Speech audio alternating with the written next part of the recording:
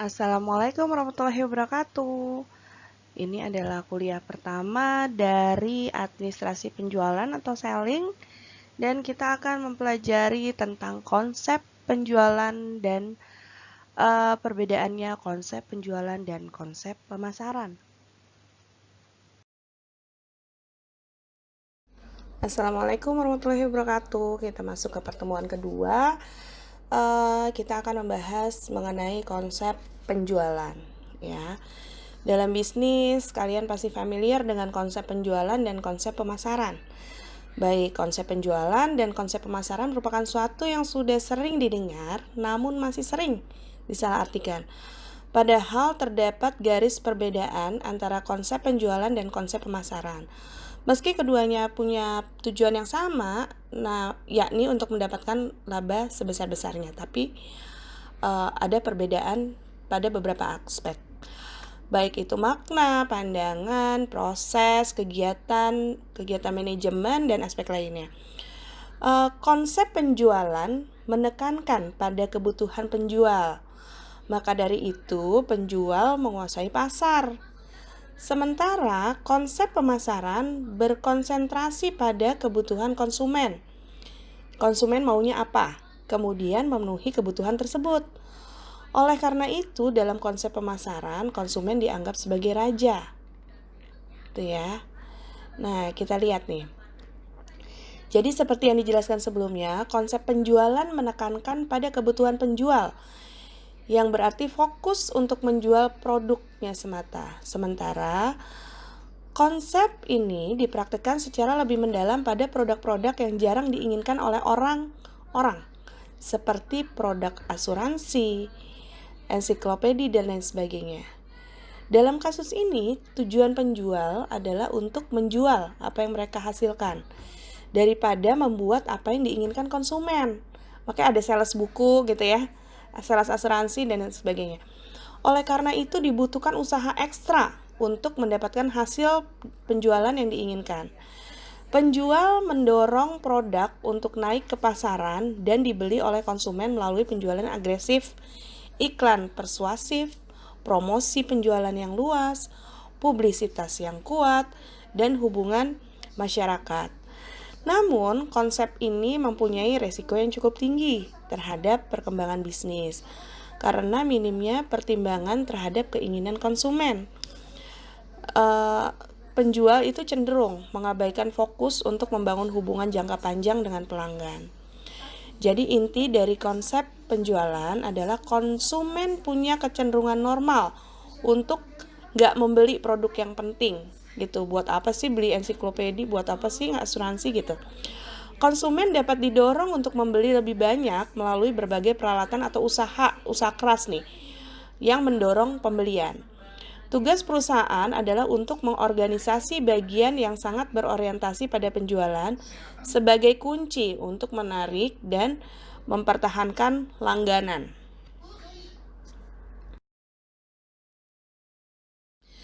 Berbeda dari konsep sebelumnya, konsep pemasaran mempunyai pedoman untuk saling memberi kepuasan, baik itu bagi penjual maupun konsumen. Konsep ini percaya bahwa kunci dari kesuksesan bisnis yang efektif adalah menciptakan, memberikan, dan mengkomunikasikan nilai-nilai yang dipegang konsumen untuk memuaskan konsumen itu sendiri. Konsep pemasaran sangat berorientasi pada pasar yang didorong oleh konsumen. Dengan demikian, dikarenakan tujuannya adalah laba jangka panjang, maka bisnis yang mengaplikasikan konsep pemasaran itu akan menjaga hubungan baik dengan konsumennya, gitu ya. Jadi Jadi kalau pemasaran itu sangat menjaga hubungan baik dengan konsumennya. Nah, dan prinsipnya pemasaran itu memasarkan produk agar dikenal oleh pasar melalui tadi ya komunikasi dan lain sebagainya.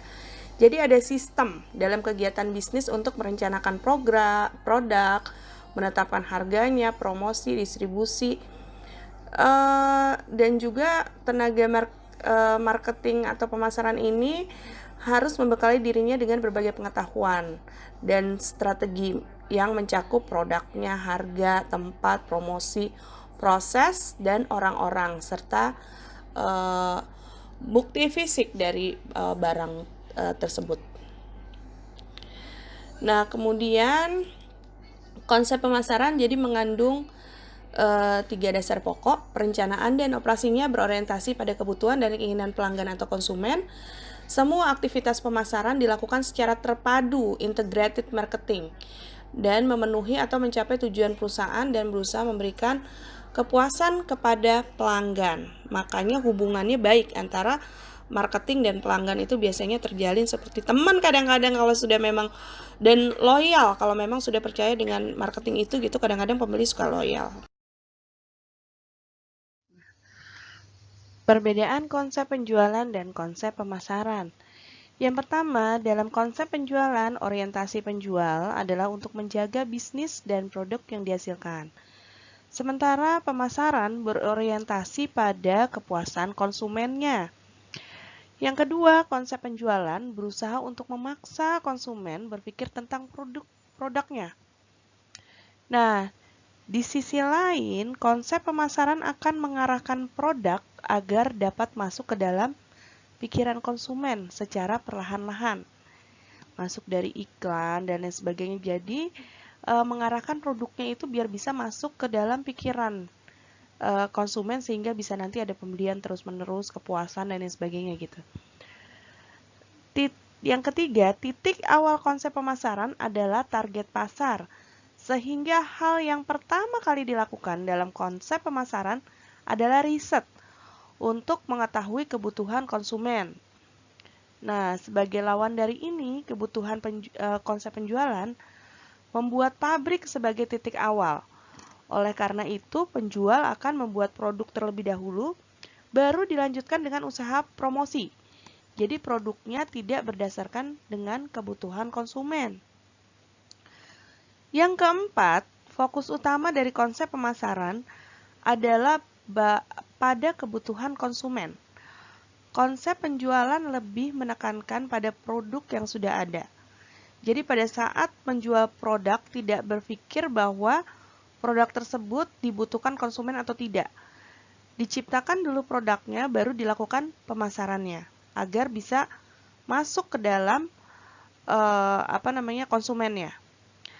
Yang kelima, konsep penjualan memiliki perencanaan bisnis jangka pendek dengan mengambil posisi yang baik di pasar, tetapi hanya untuk periode yang singkat.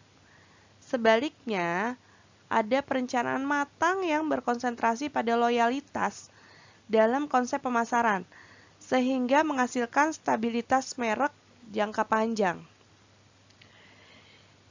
Yang keenam, upaya yang terlibat dalam konsep penjualan hanya mencakup promosi dan persuasi saja. Sementara upaya pemasaran yang terstruktur biasa digunakan dalam konsep pemasaran. Nah, upaya ini mencakup berbagai strategi yang berkaitan dengan berbagai aspek, yaitu produk, harga, tempat, distribusi, dan promosi. Yang ketujuh, dalam konsep pemasaran, harga itu ditentukan berdasarkan faktor yang ada di pasar, yaitu permintaannya dan penawaran komoditasnya. Berbeda dengan konsep penjualan yang menjadikan biaya produksi sebagai dasar dari pembentukan harga produk. Jadi bukan berdasarkan harga pasar, tapi bagaimana di breakdown biaya yang keluar dari produk tersebut, apa marginnya mau berapa. Nah, di situ menghitung harga produknya itu sendiri. Inti perbedaan penjualan dan pemasaran. Pemasaran atau marketing itu berorientasi pada konsumen, profit, dan berjangka panjang. Dalam artian kegiatan pemasaran atau marketing berfokus pada keinginan konsumen, sehingga perlu dilakukan penelitian terlebih dahulu untuk mencari apa yang menjadi kebutuhan dan keinginan konsumen. Profit maksudnya adalah karena sudah memiliki fokus pada keinginan konsumen, maka marketing akan mementingkan profit share secara total, bukan lagi laba dari per unit barang yang akan dijual. Selain itu, Marketing atau pemasaran juga berjangka panjang karena melihat perkembangan yang akan datang di masa depan.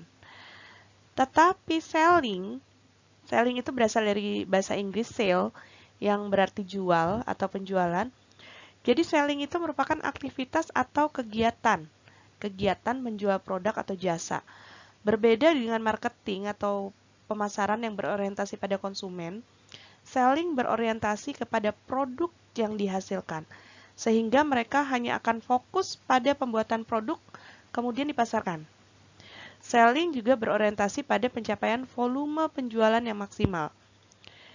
Tidak hanya itu, selling juga berjangka pendek, dalam artian selling hanya membuat produk pada masa saat ini dan langsung dipasarkan saat ini juga. Tidak melihat jangka panjang akan perkembangannya ke depan nantinya tuh produk seperti apa. Jadi hanya melihat jangka pendek untuk membuat suatu produk. Nah, walaupun konsep pemasaran dan penjualan berbeda pendapat, tapi dapat disimpulkan bahwa pemasaran dan maupun penjualan itu punya tujuan yang sama, yaitu untuk mendapatkan keuntungan. Nah, berikut contoh pemasaran dan penjualan. Contoh kegiatan dari pemasaran dengan penjualan dalam penjelasan yang sederhana seperti ini. Misalnya, kita ingin berjualan puding. Yang kita lakukan terutama yaitu kita harus memasarkan puding yang akan kita jual. Lalu kita perkenalkan kepada teman-teman terdekat di sekitar kita. Setelah itu, bawalah contoh puding yang akan kita jual. Lalu, kita minta mereka untuk mencicipi makanan tersebut. Dan setelah mereka mencicipi makanan tersebut, mintalah pendapat atau saran bagaimana menurut mereka, apakah mereka suka dengan puding tersebut agar nantinya laris. Nah, setelah mendapatkan pendapat atau saran yang baik, saran-saran yang baik, kemudian lakukan promosi. Kemudian berbagi cerita kepada teman-teman tentang usaha ingin berjualan puding. Dan setelah berbagi cerita, lakukanlah transaksi penjualan. Namun, sebelum melakukan penjualan, tentukan terlebih dahulu harga yang akan kita jual pudingnya itu berapa. Nah, itu sudah memasuki dalam kegiatan pemasaran. Jadi, perbedaan pemasaran dan penjualan tersebut dapat disimpulkan bahwa pemasaran yaitu penjualan barang yang menggunakan berbagai cara yang dirancang dan direncanakan sesuai dengan keinginan untuk memantapkan yang akan didapat. Jadi, pada pemasaran mencakup penggabungan suatu informasi promosi. Terima kasih telah menyimak materinya. Jangan lupa like, comment, and subscribe. Kemudian materi selanjutnya adalah tentang AIDAS teori. Jangan lupa lihat link selanjutnya dan nyalakan loncengnya biar nggak ketinggalan materi kuliah berikutnya. Terima kasih. Wassalamualaikum warahmatullahi wabarakatuh.